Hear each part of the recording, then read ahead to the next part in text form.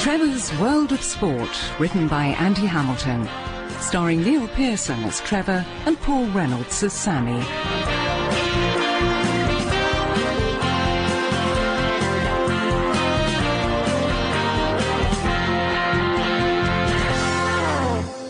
Mr. Blunkett said the curfew proposals were just an internal discussion document. The transpolar explorer Antonia Bartlett Here goes. is still trapped in a severe Arctic storm. Oh. Weather conditions make a rescue attempt impossible at this stage, and her situation has been described as extremely worrying by her husband. God. David Beckham had... Oh, well, we just have to wait and hope, I suppose. Yeah, nothing we can do, except wait and hope. And line up a publishing deal for her. Sammy. And sell the film rights, of course. It's a great story, isn't it? Feisty mother of two, pitted against polar bears and third-degree frostbite. Gwyneth Paltrow would kill for that part, probably saw the tips of her fingers off. Sammy, she could die. I've put a call into Spielberg. She could die. Perfect for Spielberg. She could die. Trev, I wish you'd stop saying she could die in that very English defeatist way of yours. But she could. Listen, Trev, we have a client who's involved in a media-friendly Dance with Death. That's a once-in-a-lifetime opportunity for her. She could die. Well, we're all going to die one day, Trev, you know? I mean, you'll probably die in an old people's home somewhere in the New Forest, halfway through a game of dominoes with an agency nurse. Me, I'll probably die at the wheel of a Porsche on a mountain road in Monaco with a Brazilian supermodel's legs wrapped round me. Everyone has to go somehow. Well, why can't you be playing dominoes in the old people's home? Trev, be serious. I'm making an important point here. Which is? That if Antonia should die, at least it'll be from her choosing to do the thing she loves. Yeah, I know, but I keep thinking about her kids. That's natural, mate. It's because you're a dad. You've got all those parental worry buttons. Yeah, It's biological programming. Look at how you worry about your Toby all the time, even though he's fine.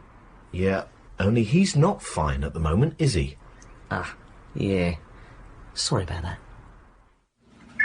Dear Sports Stars, I'll put you through. Good morning, Barry. Is it? Looks like the same old garbage to me. Oh, so we're not doing pointless small talk today, then? No, I'm sorry. I had this huge row with Janine last night. She says I lack ambition. Do you think I lack ambition? I think so, yes. Yeah, well, there's not much point in my having any ambition here, is there? Whatever I do, Sammy will always regard me as just the office junior. This is true. To him, I'll always be the oily rag and general whipping boy. This is also true. Yeah, actually, you can overdo the candid thing. You do know that, don't you? I'm sure Toby's fine, really. You're probably worrying unnecessarily. No, my son is not fine because someone told him that his dad shagged a woman who wasn't his mum in an underground car park.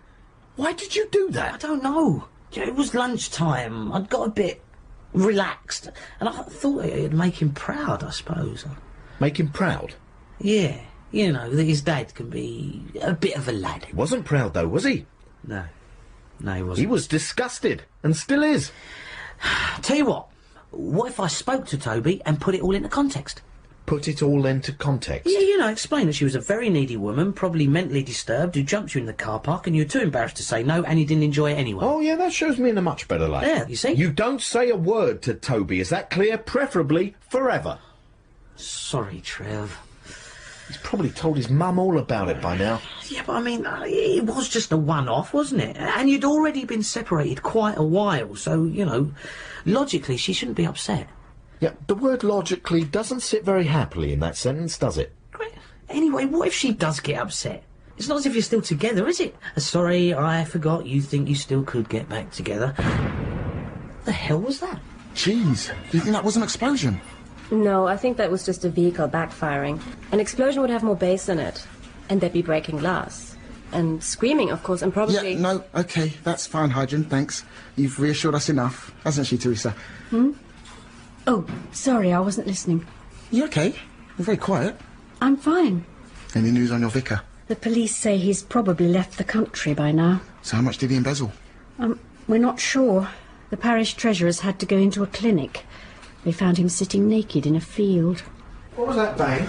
Just something backfiring. Gave us a bit of a scare. Don't be scared, Barry. You're handing victory to the terrorists. Oh, sorry. Yeah, well, it's hard not to be jumpy these days with David Blunkett issuing dire warnings every other day. Well, that's the trouble with having a blind Home Secretary, isn't it? He can't see the effect he's having on people. He's not the only one. What he should be telling people is that living under fear of attack is the normal human condition. Why do I always shiver whenever you use the word normal? It is normal, because humans attack each other. That's what they do. If this was 1,000 years ago, we'd be having this same conversation about Vikings. We'd all be cacking ourselves about whether Eric the Red was about to unleash some new raping and pillaging machine. Did you get rid of those wasps in my office, Barry? Yeah, all except one. One? Yeah, he was a bit quicker than the others, and it was getting late, and I was holding up the cleaners, so I thought I'd just go in this morning and quickly zap him with the spray. A chemical spray? I don't think so. Oh, come on, it's just an I'm error. sorry, Trev, I am not having my genes mutated just because Barry lacks the assertiveness to impose his will on an insect. Hey, don't take it out on Barry just because you've got some stupid fear of wasps. I am not afraid of wasps, I just don't like them, that's all. They're pointless creatures that just seem to have been put on the earth to irritate and annoy. Hi, Ralph. Hi, are you talking about wasps? Yes. Ooh, don't talk to me about wasps. I'm not going to. I'm going out for a coffee. Barry, I want that thing dead by the time I get back. Yes, boss. Tow that barge, lift that bale. You get a little drunk and you land in jail. Paul Robeson, marvellous. Right. How's Jean? Oh, 110%. Home from hospital, you know, taking it easy. I offered to stay home with her, but she didn't want me under her feet, you know. For God's sake, go and drive someone else mad, she said. She's got a sense of humour back. As I left, I could hear her double locking the front door for a joke. Right. Anyway, Trev, I just needed a moment to chat about my book. Book? Yeah, my autobiography. Roughly speaking. You remember? Oh, yes, I remember. Well, it's just we sent those sample chapters out to publishers, and I was wondering if we got any responses at all. Yes, we did get some responses. Uh-huh. Positive ones? Let's pop into my office, shall we? I'll talk you through them. Right. Did you hear that bang? Yeah, just the backfire, we think. Well, I'm building a bunker in our garden. That's nice. What do they mean, bland? I don't understand this letter. What does it mean? Well, I suppose that what they're saying is that they didn't find your autobiography interesting enough at all. Oh, but that's just silly. I mean, yeah, I'm sure I could improve on it, but anyway, that's just one publisher's opinion, isn't it? Well, actually... What? Did the other publishers call it bland? This is ridiculous. I mean, what about the bit where Roy Keane threatened to chin me? That's in most sporting biographies. All right, then what about all the anecdotes? Ralph, just meeting someone famous isn't an anecdote. Well, what do you suggest? Well, for instance, take all the stuff about golf. Ah, golf's a great sport with a global reach. I know, but does it merit 5 chapters? Also, the golf stuff would be more interesting if there was a bit more about Tiger Woods and a bit less about Tarby. Less Tarby? Yeah. That's quite a rethink, Trev. It's just this has got no real meat to it, Ralph. Perhaps if you made it more personal, you know, wrote more about your own experiences and how you felt about them. Oh, right, what, like my battles with addiction, that sort of thing? Yeah, except that you haven't had any battles with addiction, have you? Well, I was unfaithful once. Perhaps I've got that sex addiction thing that Michael Douglas had. Alice good, Heidrun? I thought you were going for a coffee. Someone was smoking in the coffee bar and I was asked not to read out my lung cancer statistics, so... Tell me, how are your wedding plans coming along? Fine. Uh-huh. So it's still on then? Yes, thank you. No date yet, though? No, we will fix a date as soon as my partner finishes this film she's acting in. She's still working on that. What's this film about? She doesn't know. The director she's working with gives them no scripts because he wants the actors' reactions to be totally spontaneous.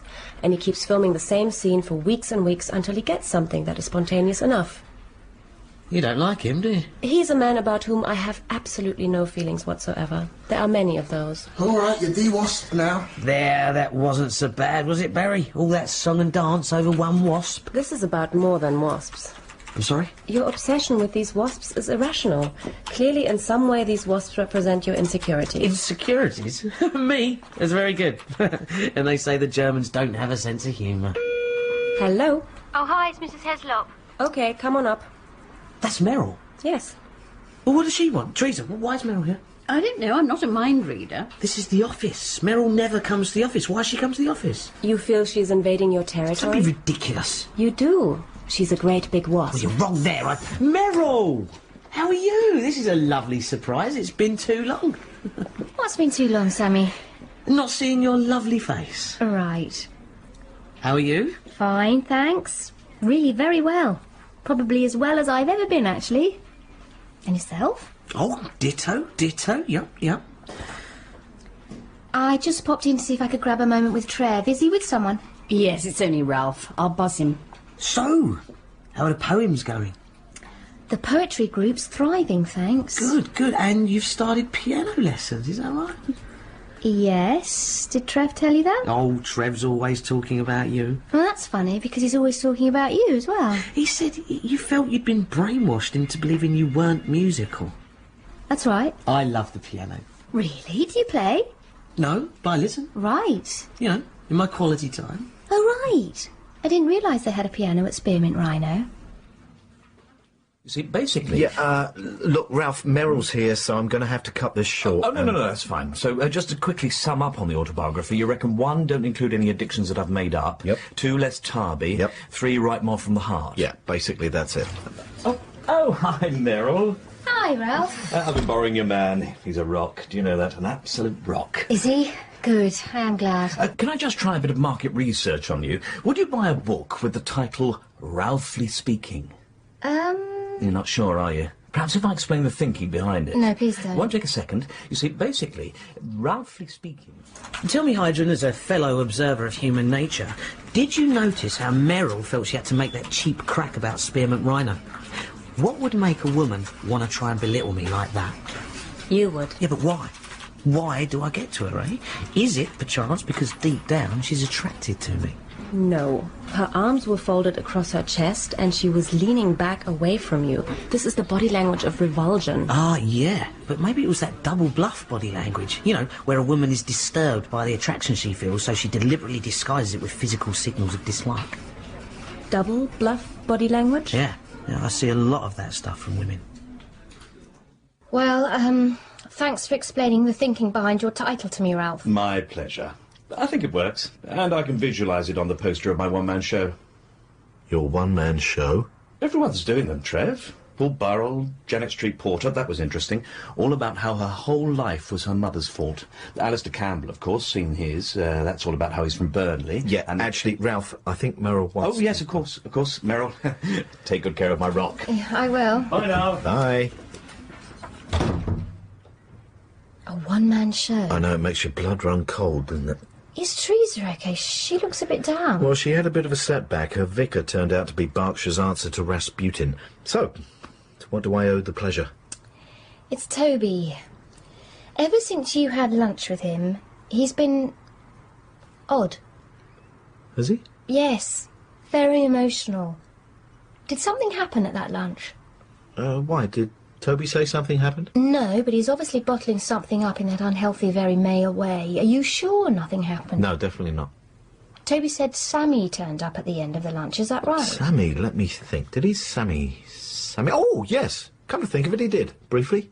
Ever so briefly. Sammy didn't say anything to upset Toby? Good Lord, no. Nothing whatsoever. I remember the conversation now. It's all coming back to me, and it was innocuous. Right. Well, if nothing happened at the lunch, then something else has upset Toby.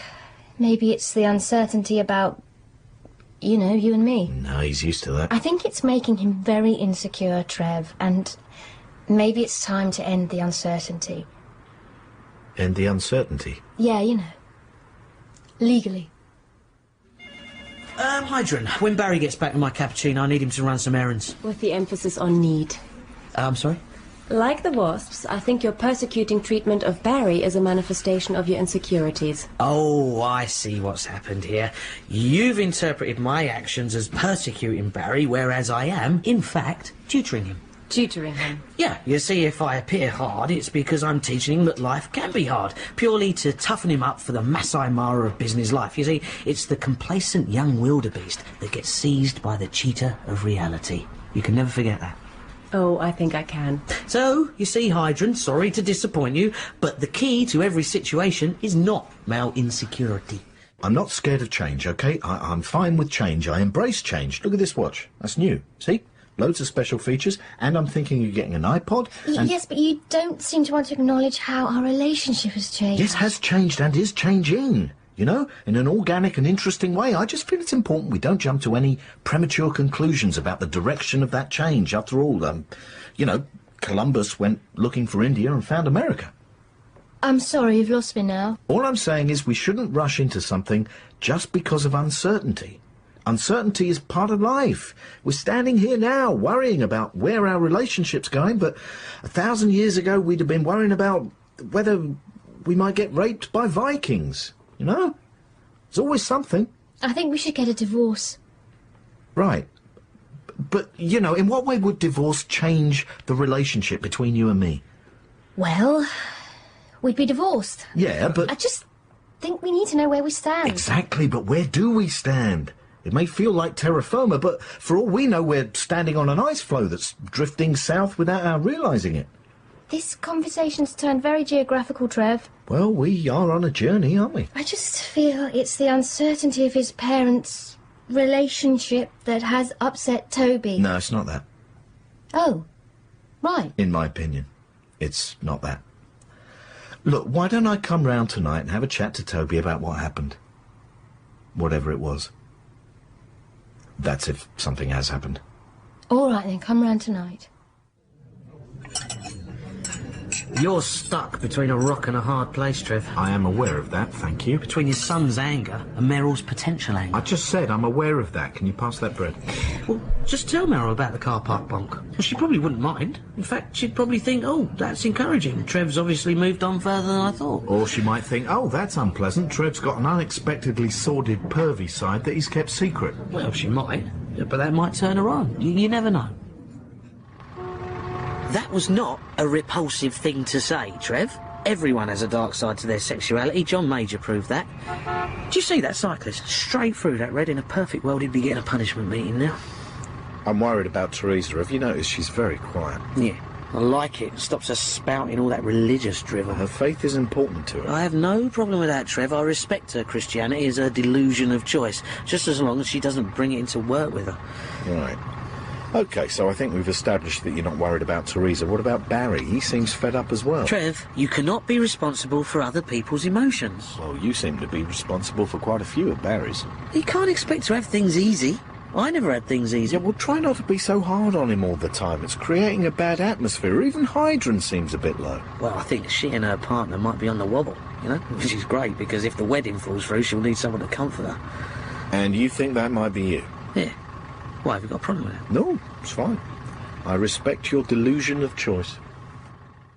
Du, das ist mir echt egal. Habe ich alles schon mal gehört. Ich möchte jetzt einfach Hear that, Trev? ganz genau von dir That sounds wissen. like Ganz conflict to genau, me. wie das Yeah, well, zustande you know, just what? Just don't be inappropriate. Inappropriate. I am so tired of that word. Any news on Antonia? Yeah, they're staging a rescue attempt tomorrow. It was the first item on the lunchtime news. She's really caught the public's imagination. Yeah, well, it feels like some sort of metaphor, I suppose, you know. An extreme version of the human condition. Someone just holding tight, being brave in the face of uncertainty, at the mercy of forces beyond their control. Yeah, that's true, Trev. Very true. Can you just repeat that while I write it down? It'll make a good quote for the reptile. No, I can't repeat it. Theresa, can I borrow you for a sec? I think I can remember the gist of it. Barry, can you remember what Trev just said? Oh, See, this is what holds you back, Barry. You're not alert enough, and in this business you have to be on constant alert. You have to be the cheater, not the complacent wildebeest. I am not a complacent wildebeest. Well, you seem set on smug gnu mode to me. Smug gnu? What's smug gnu? Would you like a few days off, Theresa? Only you seem very down. I'm fine. Do you want to talk about what's happened? No thanks, Trev. I like to keep my feelings to myself rather than slosh them around all over the place for other people to clear up. Yeah, but everyone needs someone to talk to. Well, there is someone I've often shared my problems with. Right, who's that? The vicar. Right. Of course, at the time I didn't realise that he was an evil, sex-addicted swindler. No, of course not. Perhaps I should have realised. The bow ties were a clue, I suppose. Well, look, what's done is done. He took in loads of people besides you, so I know it's a setback, but, you know, you've dealt with setbacks before. Yes, but I've always dealt with them by falling back on my face. And in that way, you're blessed. In fact, I've always rather envied you, to be honest. Well, you needn't envy me any more. You see, Trev, my life's always been built around certain certainties. And one of those certainties was the vicar. I thought he was a rock, but he wasn't. He was more like something you'd find under a rock. But I believed in him, totally. And if I was wrong about him, then I can be wrong about everything else. Look, he's just one person who let you down. That's all. It happens to me all the time. Yes, but it's all right for you. You don't believe in anything. I do, actually. I believe in certain values. Yes, but your beliefs are more... More what? More random. Whereas mine, well, they all join up in this solid Volvo. Volvo? Yes, a solid and dependable Volvo that I drive around in, with really tough bodywork that protects me. Only now it feels like... You've lost your Volvo. Yes. And right now I'm not sure if I'm ever going to get it back. Well, I'm sure that, you know, in time your Volvo will be returned to you, undamaged from wherever it's been. Undamaged. Trev, I know you're trying to help, but this is embarrassing me. OK, fine. Sorry.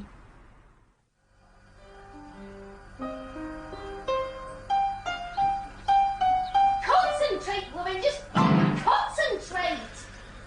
Nice that Mum's taken up the piano. Yeah, brilliant. She always wanted to do that. No, you stupid cow! How long does she practice for? Hours. Listen, I'm presuming this major strop of yours is because of my encounter with the woman that Sammy mentioned so tactfully, am I right? I see. You're giving me the silent treatment. Oh, for God's sakes, woman! Well, all I will say is this, that it was very much a unique moment in my life. I found myself in a car with a woman who wouldn't take no for an answer, although I accept I should have given her no for an answer. But you will find as you stumble your way through life that you don't always take control of situations in the way that you should. And anyway, that's it. I'm not going to justify myself anymore. If you want to carry on being angry with me, well, that's your choice. That's right. Absolutely. Hell, bloody bells! The only thing is, Mum is interpreting your mood as you being unsettled by our uncertainty, so she is suggesting that she and I get divorced. Divorced? Yes. That's a bit drastic, isn't it? I mean, you know, the situation still feels like everything's changing. And while the change is still happening, you know, I think it'd be silly to finalise stuff before all the change is finished. Changing, if you know what I mean. Yes, yes I do. So I'm going to have to talk to Mum about why I've been so... Yeah. Or... Yeah. What shall I tell her? It's down to you. So you don't mind if I tell her about that car park woman? Sure decision. Okay, I'll talk to her. No, you moron! Tomorrow. TS Sports Stars, good morning. Good morning, Barry. Have you had the news? Yeah, just now. Does Sammy know? I don't think he does. I'm not sure. No, I want to talk to the editor. I don't deal with underlings, especially ones called Crispin. Morning, Sammy. Won't be a mo. Hello? Not available? I see. Well, you can tell him that my client, Antonia Bartlett, is a budding superstar who is enthralling the nation with her epic struggle to withstand the awesome fists of Mother Nature. Sammy. Not now, Barry. So, if he wants Antonia's story, he's going to have to get back with an offer that has a sensible number of noughts in it. He's got 5 minutes, and the clock starts now. That should loosen his bowels a bit. Incidentally, Barry, never interrupt me during the kill phase of a negotiation. It's not... Antonia's been rescued. What? The news just came through. Isn't that brilliant? Yeah. No, it's terrific, yeah. And she's in good nick by the sound of it. Right. No dramatic injuries or anything? Nope. Right. Oh, well... It is good news, Sammy. Of course it is, Trev. I know that. It's a human level. It's great news. I mean, at a commercial level, it's true that I could have done with a couple more days of high drama, bring all the bidders to a full nose-biting orgasm, but... Hey, nothing's perfect in life, is it? No. Did he say nose-biting? Morning, everyone. Theresa, how are you feeling? Much cheerier, thanks. I sat in the garden yesterday and I did a lot of thinking about everything that happened with the vicar and, well, I began to question. Question? Yes, it's good to question, I've decided. I question whether perhaps I've been too dogmatic in my beliefs. Right. Too literal in my interpretation of Scripture. Yeah. I asked myself if the vicar was maybe a catalyst, the means by which I free up my thinking. I asked myself all these questions. Good. And then I thought, nope, he was obviously a demon sent by Satan and everything was fine again. A demon? In human form, yes. Satan never sleeps, you see. He lies in wait for all of us, ready to drag us down into his kingdom. Now, who's for a cup of tea? Did he say nose-biting? Barry, have you checked my office for, Barry? Sorry, I was just reading this about Antonia. What's it say about our star client? Is she our client? Yeah. But you haven't got her under contract. We have a verbal agreement, which is the same as a contract. Oh, I see. So, what does it say about Antonia? Oh, just that she's got a film deal with Spielberg negotiated for her by Tony Thompson's agency. What? Tony Thompson's agency. She signed a contract with them. This is no laughing matter, Trev. Isn't it? I think you'll find it is. We had a deal with her, didn't we? Well, obviously not. Tony Thompson stole her. Sounds to me like he's just been an alert cheater who took advantage of a complacent wildebeest. Tell you what, Barry, why don't you take that rapier-like wit down the job centre? I'm sure they've got Take it out on Barry. Hi, guys. Oh, brilliant. I'm going for a dump. I've got my redrafted autobiography here. Yeah, thanks for the offer, Ralph, but we've got toilet paper. Huh? Ignore him, Ralph. He's just in a mood because he turned out to be a GNU. What? Doesn't matter. I was wondering if I could have... Oh, sorry, Ralph. Hello. Toby's told me, Trev. He's told me the reason why he's been so upset. Well, look, I can explain. His girlfriend ditched him last week and he's felt too ashamed to talk about it. All right. Right. Poor old Toby. Well, at least we know now. Why did you say I can explain? Can't chat, Meryl. Sorry. I'm with Ralph. Bye. It's my autobiog. There's a new paragraph I wanted to run past you, really. Shall I do it here? No, in Trevor's office would be better. Here will be just fine. Thank you, Heidrun. We're not paid to listen to this, you know. Yes, thank you, Heidrun. Far away, Ralph. Right, here goes. It's about the mindset of a celebrity. Celebrities are no different to ordinary people, in that we all have holes inside us that we try to fill with the approval of others. But in some celebrities, there are thousands of holes, all connected in a huge cave system of self-doubt. And the rock is totally porous, so that whatever they try to fill the holes with, it all leaches through the rock, so that the hole remains. And what you're left with is a person full of self-emptying holes. Well? Ralph, I don't know what to say. That's terrific. You know, you've drawn on your own feelings. Oh, that's not based on me. No. I've based that on my observation of a certain kind of celebrity. You know the sort. All those dreadful, demanding attention seekers. Yes, I do know the sort. Right, first, Barry, go buy some decent toilet paper that your finger doesn't go through. And second, someone get me that git Tony Thompson on the phone. I'm going to threaten him with legal action. Actually, Sammy, before you go into your office... Yeah, maybe I'll just kneecap him. Sammy, there's something you need to know. Not now, Barry. Yeah, but you see... not interested. I'm going into my office and I don't want to be interrupted. Yeah, but before you go into your office, it's just that... we think you may have a nest. This is all your fault, Barry. What? For being too soft on him. Don't take it out on Barry. Right, you know what? That's it. I've Do had it enough. properly.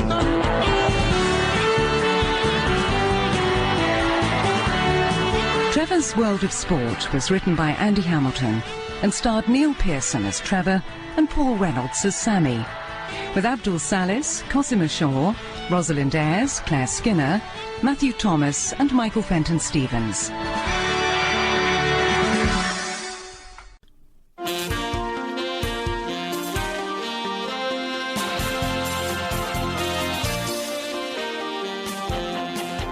Trevor's World of Sport, written by Andy Hamilton, starring Neil Pearson as Trevor and Paul Reynolds as Sammy.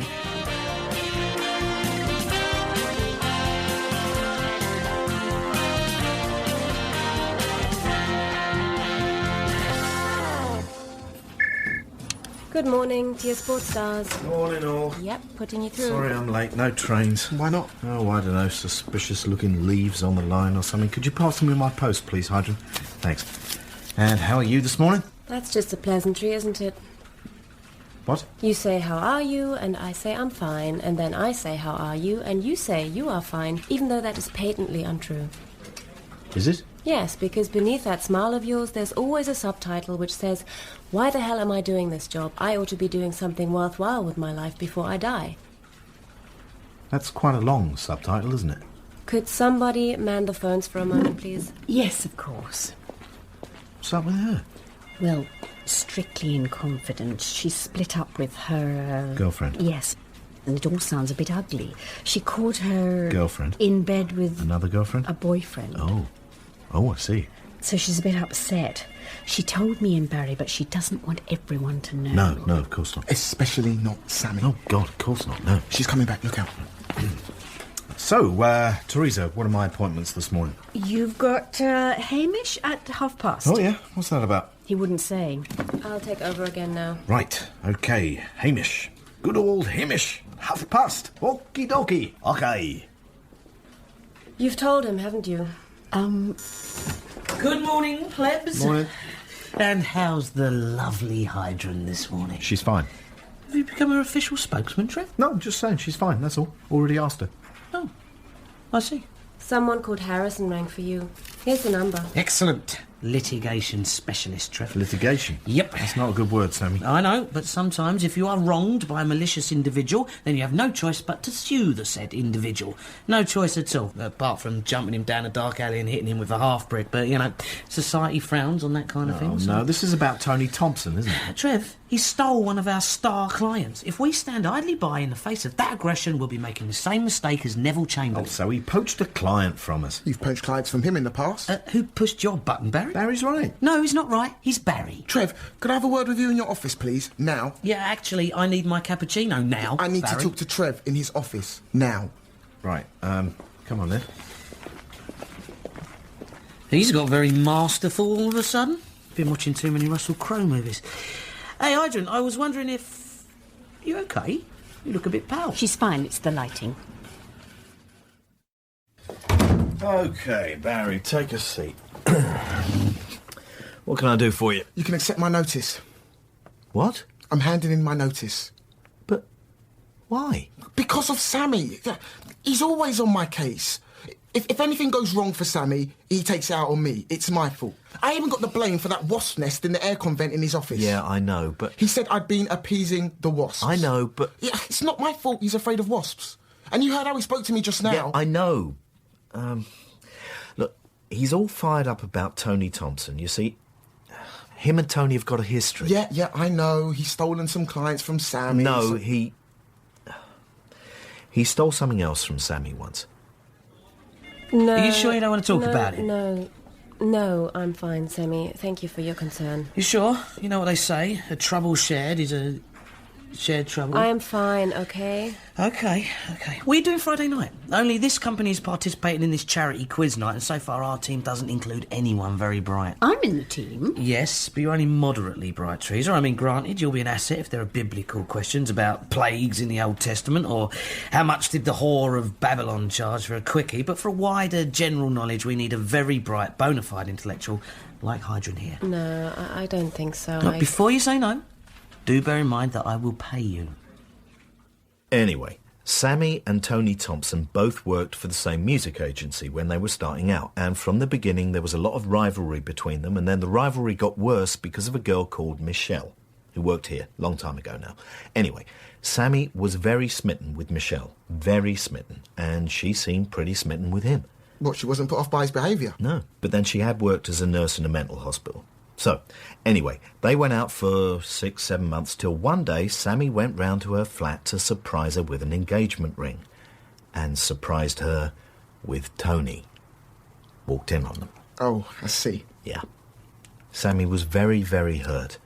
Although, as usual, there was a show of bravado, which involved some Lebanese strippers and a video camera, but basically he was gutted. Still is, I think, deep down. And that's why he gets so, jumpy whenever Tony Thompson crops up.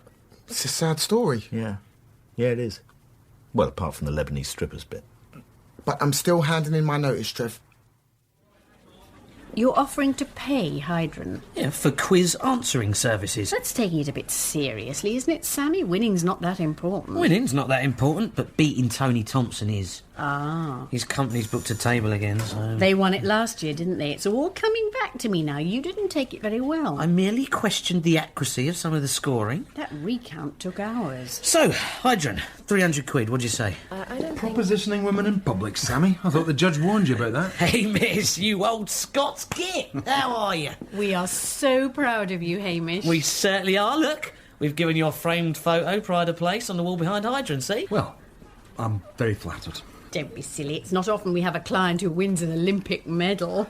In fact, it's ages since we had a client win anything. You're wrong there. Last week, Ralph won Pratt of the Year on that student website. All I ask, Barry, is that you don't do anything sudden. You know, just take a few days to reconsider. This isn't sudden, Trev. I'm just not valued here. That's not true. You are Hamish, hi. Sorry, am I barging in? Only Sammy said you weren't in the middle of anything important. Of course he did. Look, if it's... No, it's fine. It's fine. We're through. Look, just promise me you'll reflect on it, Barry, huh? Yeah, sure. Hamish, sit down, mate. Brilliant to see you. Have you brought your medal in? I have, actually. Oh, fantastic. Let's have a look. Oh, wow. An Olympic medal. That is brilliant. Think of all the people who'd like to get their hands on one of these. Yeah. You can have it if you want it. What? You can have it. What, to borrow? No, to keep. But don't you want it? No, not really. But you won it, Hamish. You won bronze in the I face. came 5th. No, you were 3rd. 5th. I crossed the line 5th. Yeah, but the guys who came 2nd and 4th tested positive. They were cheating, so in fact you came 3rd, which the IOC have acknowledged with this medal. I came in 5th, Trev. Well behind the first 4. I ran way below my personal best. Somehow, the medal doesn't mean very much to me. Don't feel like I've deserved it. Oh, that's rubbish. Of course you deserve it, for all those years of hard graft. Getting up at the crack of dawn to go running on icy, snow-covered Scottish roads with the wind ripping off the mountains, howling round your ears. I live in Jersey, Trev. Yeah, but when you were younger in Scotland, all those hours you put in... I came 5th. I'm not amongst the best, and I never will be. That's what this medal says to me every time I look at it. It's a badge of mediocrity, which is why I want you to have it. All right, Heidrun, I'm prepared to go to 500 quid for the hire of your grey matter there. £500? Jawohl. Just for answering quiz questions. I don't have to engage in small talk or laugh at anyone's jokes. Nein. And you won't introduce me to people with embarrassing attempts at a German accent. No. Then it's a deal. Aren't you rather losing sight of what the evening's supposed to be about? You'd be better off donating that £500, you know. The evening is supposed to be about supporting the less fortunate, people who live bleak, hopeless lives of tragedy and loneliness. Hello, Ralph. Hiya, are you talking about Friday's quiz night? Yep. Ah, I've been asked to compare that. Really? Who dropped out? Who dropped out? Eamon Holmes. So if you're the quiz master, then you know all the questions. Not yet, but I will do.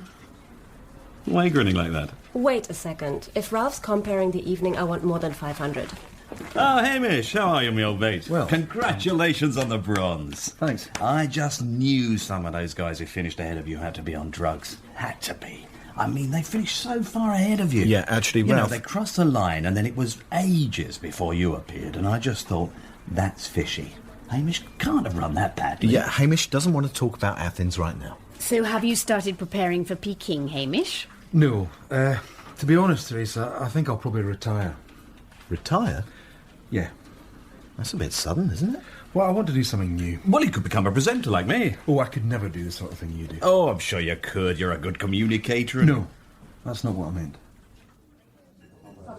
And that's why I want you to change the way you deal with Barry. What? Just because he's threatening to hand in his notice? He's a good young employee. There aren't many of those around. Yes, there are, Trev. There are millions of them swarming out of polytechnics with degrees in media studies. I like Barry. He's a team player. Yeah, but only in the Emil Heskey sense. I don't want to lose him, OK? Hold on. Sorry, hold on. Hello? Sammy! Tony Thompson here. Just ringing to say that I hope there's no hard feelings about your little polar explorer signing up with my agency. No, put it in the hands of our lawyers, actually. Well, that should be good for a laugh. We'll see. Oh, dear. It sounds like you're obsessing about me again. I am not. Well, Why on earth look, would I... we can have a longer chat when I see you at the quiz on Friday for your annual humiliation. See you then. I think I'll have him beaten up. I could do that. I know people. He really knows where all your buttons are, doesn't he? Just ignore him. And don't let him get to you at the quiz night. He won't be getting to me. I've signed Heidrun up for our team. Oh, by the way, I've asked Barry to be in the quiz team. What the hell would you do that for? To make him feel valued. And I've invited Hamish as well. Why? To cheer him up, take him out of himself. Well, what about the down and out who sleeps in our doorway sometimes? He needs cheering up. Let's have him on the team, eh? He can answer all the questions about drugs and body lice. What are you doing, Trev? I had people lined up for those places in the team. What, ringers? No. Guests. Like who? Never mind who. I've only got one place left to offer now. No, I'm afraid not. I offered that to Meryl last night. Oh, why did you do that? It just happened. We were having this very directionless conversation. I think it's time we got divorced. What? I just feel that if we formalise our separation, it would make it easier for you and me to stay friends. Oh. Right. Makes sense, doesn't it, Trev? Yeah, of course it does. Although, Frank and Jenny felt that, didn't they? Well, yes. Yes, they did. But going through the divorce actually made them grow to hate each other, didn't it? Yeah, but we're not Frank and Jenny, you know. They're more volatile personalities. Yeah, of course. When's he due out of the scrubs? Next month. Yeah. It was his own fault. The injunction was crystal clear. I know. Though he says the fire was an accident. But look, that could never happen to us. Of course not, no. Although that's probably what Frank and Jenny said. Trevor! So that's when you invited her to be in my quiz team? Well, sort of. I was looking for some way of lightening the mood a bit, so I suddenly said, why don't we go out somewhere one night this week, just the two of us?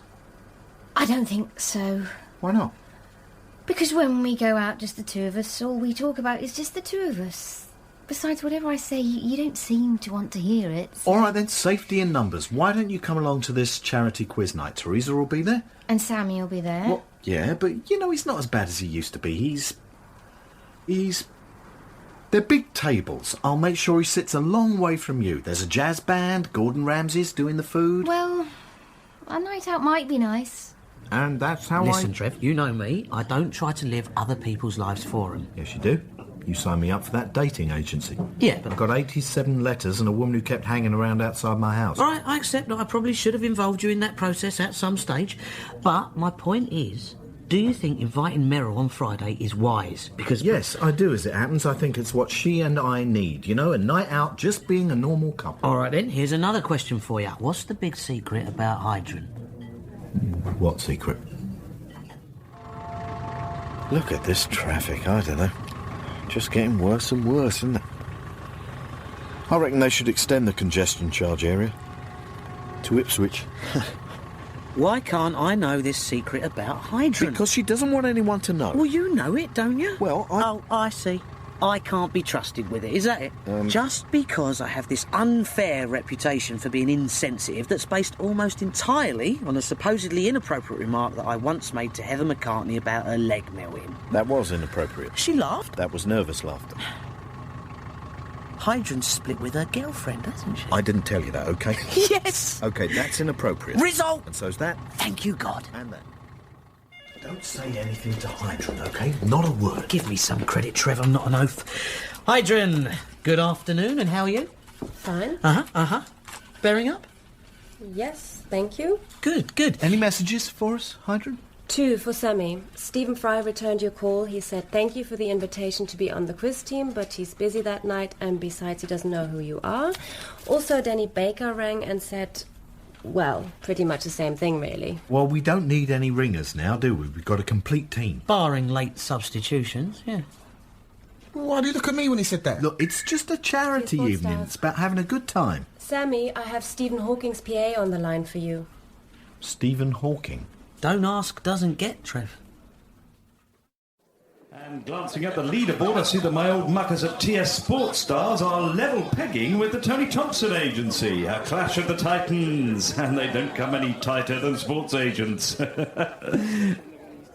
They're titans, all right? You didn't mention Ralph would be comparing the evening. Didn't I? No. Oh, thought I did. No, you didn't. Oh, right. OK, well, here come the last 3 questions of this penultimate round. Question 4. Albert Einstein worked at which American university? Listen, Heidrun knows. Listen to Heidrun. The answer is... Quieter. The answer is... Cover your mouth with your hand. Tony Thompson keeps looking this way. He's obviously trying to lip read. Princeton. What? Princeton. Shush! Well, I've got to hear her to write it down, haven't I? Jesus! Don't blaspheme, Sammy. It's offensive. And also it means God will make us lose. How much of that wine have you had? I'm letting my hair down. I've had a bad few weeks. My vicar did a runner with the church funds, and my husband's not being very supportive, so I'm allowed a little bit of hair down letting, aren't I, Hamish? Yeah, of course. Actually, could you stop squeezing my thigh, Theresa? Only it's beginning to bruise. Question 5. Which scientist Okay, leave it to Heidrun. was the first man to deduce that the Earth went round the Sun? That's Galileo. No, Copernicus. Galileo, surely. Shush. Heidrun, the correct answer, if you please. It was... Hand over your mouth. Copernicus. Don't repeat it. Just write it down, Barry, okay? I said Copernicus at the start. Yeah, I know. Hey, see, whatever I say, you just don't want to hear it. Of course I wanted to hear it, darling, but, Heidrun's background is in science. Yeah, so... but I said Copernicus. Everybody, please stop saying Copernicus. Are you sure? Okay, and final question of this penultimate round. What is a myocardial infarction? Okay, I know this. It's a heart attack. She is correct. My dad died from a heart attack halfway through an operation. It was awful, especially for his patient. His patient? Dad was a brain surgeon. There were little bits of cerebellum all over the operating theatre, apparently. Okay, we'll take a little drinks break there. I'm going to get more drinks. While we tot up the votes before the final round. Then it'll be the charity auction. Loads of great items up for grabs, including one I provided, a Man United shirt signed by none other than Philip Schofield. Are you certain you want to auction off your medal, Hamish? Yeah, might as well do someone some good. Meryl, Hamish is auctioning off his Olympic medal. That's generous, isn't it? Yes. Did you hear me say Copernicus, Hamish? Trev, listen, Trev, I'm not sure we should persevere with your experiment of having Barry as team captain. We're showing that we value him. Yeah, but he's likely to panic and his handwriting's terrible. He's got a W that looks like an M, which almost cost us a sports round. It looked like we put that Molyneux was the home of Wolverhampton Mandarins. Yeah, we're showing our faith in Barry. Did you hear me say Copernicus, Sammy? What? I said Copernicus. Oh, right. The thing is... Oh, you all right, Barry? Yeah. I just saw Gordon Ramsay in the gents. Right. He was swearing at the towel dispenser, saying it's let him down for the last time. Listen, I'm happy to give up the captaincy for the last round, guys. If it's just... Well, it's funny you should say that, Barry. Yeah, because we were just saying what a great job you're doing.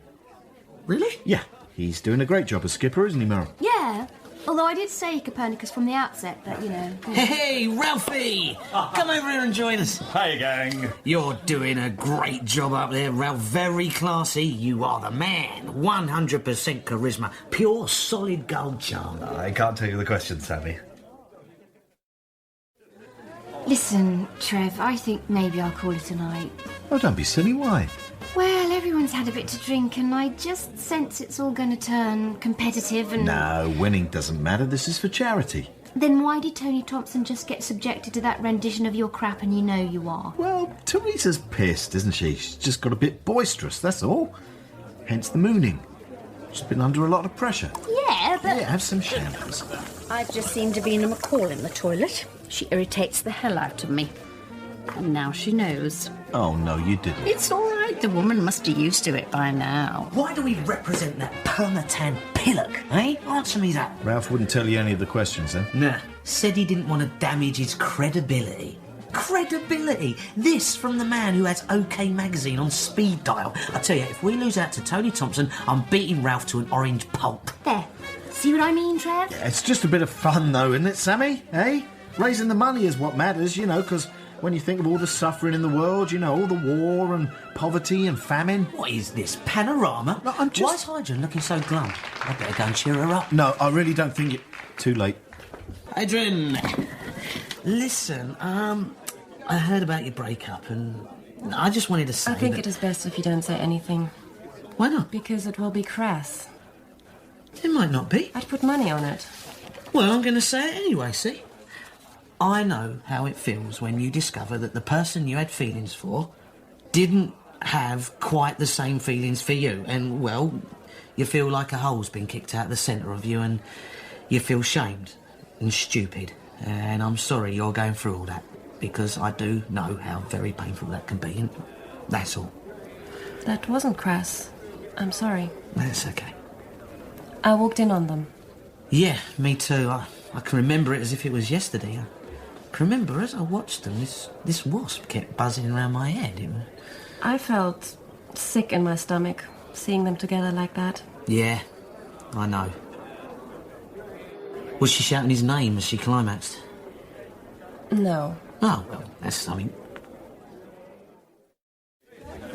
And so we come to the last question, and according to our glamorous scrutineers, at this moment, TS Sports Stars lead by 1 point. So things are tighter than Vanessa Phelps' undergarments.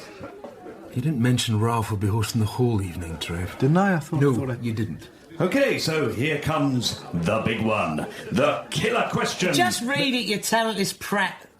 Oh, that old heckle, eh? Oh, for God's sake, read it! Right, OK, here it comes. Which poet wrote this line? Milton, thou shouldst be living at this hour. Milton, thou shouldst be living at this hour. Oh, right, yeah, that's Wordsworth, isn't it? I'm sure it's Wordsworth. Yes, it's what... No, wait. I think it's Coleridge. Yeah, no, it's Coleridge. Heidrun? Poetry does not interest me. I have never seen the point of it. It's Coleridge. Samuel Taylor Coleridge. Write it down, Barry. I could have sworn it was Wordsworth. Barry, Meryl knows about poetry. You're talking about someone who spends every evening serving polenta to a poetry group, so just write down Coleridge, OK, before we run out of time. I guess you're right. Right, so, time's up. And if you will just hand in your answer sheets... there we go. I can now reveal that the answer to that last crucial question is... William Wordsworth.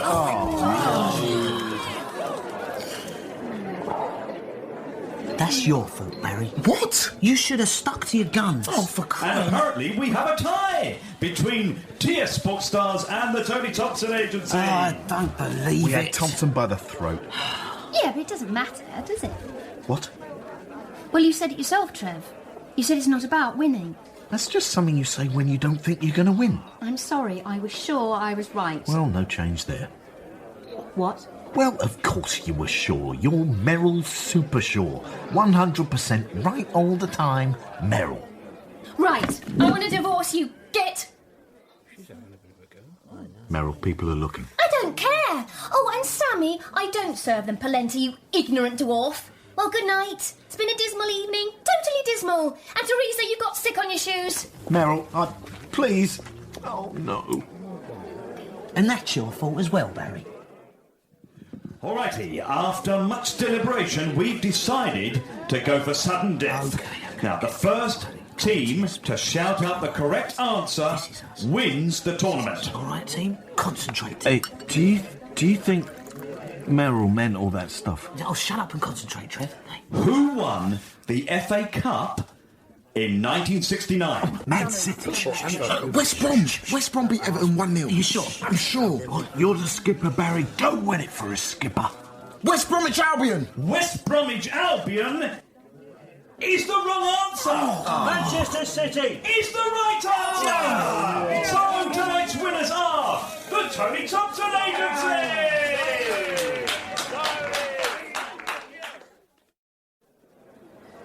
You okay, Trev? Yeah, tickety-boo. You think we should wake Theresa up? Nah. I think perhaps I should take her face out of her food, though, yeah? No, go on. OK, move anything sharp out of my reach. Thompson's coming over to gloat. Commiseration, Sammy. Still, it's not about winning, is it? At least it never is for you. And who is this gorgeous woman? Would you like to join us on the victor's table, my dear? This one's obviously turned all morbid and depressing. Thank you for your offer, but I shall be leaving shortly with Sammy. With Sammy? Yes. We will be going back to his flat to screw all night like jackrabbits, and on previous experience, I may black out with sexual ecstasy. Well, I could promise you something every bit as delightful, I'm sure. I doubt it. Creepy men who hit on women are invariably sexual inadequates. Also, I find you revolting. You all right, Tony? You got a bit quiet, mate. I'm fine, thank you, Trev.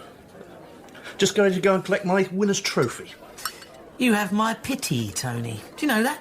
See, winning's too important to you. It's rather sad in someone your age. Really? Till the next time, then? Yeah. Whatever. Did you see his face? That was priceless. Yes, it was most enjoyable. That stuff about going back to my place and screwing like jackrabbits That's was... not going to happen. No, of course not. Right, sorry. Well, a costly night. Heidrun cost me 500, and how much do you pay for Amish's medal in the auction? £1,300. £1,300? That was a lot, Trev. Yeah. Especially given that the previous bid was 500. Yeah. Meryl was in a funny old mood, wasn't she, eh? No, I don't know. Women, eh? You can't live with them, because they won't let you. Barry, you realise you lost us the quiz with your West Brom? I know. Which was very gutsy. Huh? You put yourself on the line. You weren't afraid to step up to the plate and completely cock things up. That's called leadership. I think it's time we gave you a raise. A raise? Oh, right, great. Of course, we couldn't give you a raise if you'd left the company. That'd make no business sense at all. No, I can see that. I've been too hard on you, Barry, and that's not an apology, by the way, and if you tell anyone it was, then I shall have to have you killed. Fair enough. The thing is, Hamish, my friend, do you know why I bought your medal? Because this medal shows that if you're honest, even if you're surrounded by a world of cheats, if you keep plodding and trudging on, you'll get what you deserve. It's something that says, well done for the battle well fought. So to me, this medal, Hamish, is for all the honest, dogged trudgers who come fifth in life but deserve to come third. That's what this medal symbolises, Hamish. The triumph of mediocre honesty. The victory of decency. Hamish left hours ago, Trev. Did he? Yeah. Come on, let's get you home. Barry, you take the other arm and lift. Oh, do you think Meryl meant that divorce stuff? I think she was probably joshing. I think I saw a bit of a twinkle in her eye. Trevor's World of Sport was written by Andy Hamilton and starred Neil Pearson as Trevor and Paul Reynolds as Sammy, with Abdul Salis, Cosima Shaw, Rosalind Ayres, Claire Skinner, Gordon Kennedy, David Gillespie and Michael Fenton Stevens.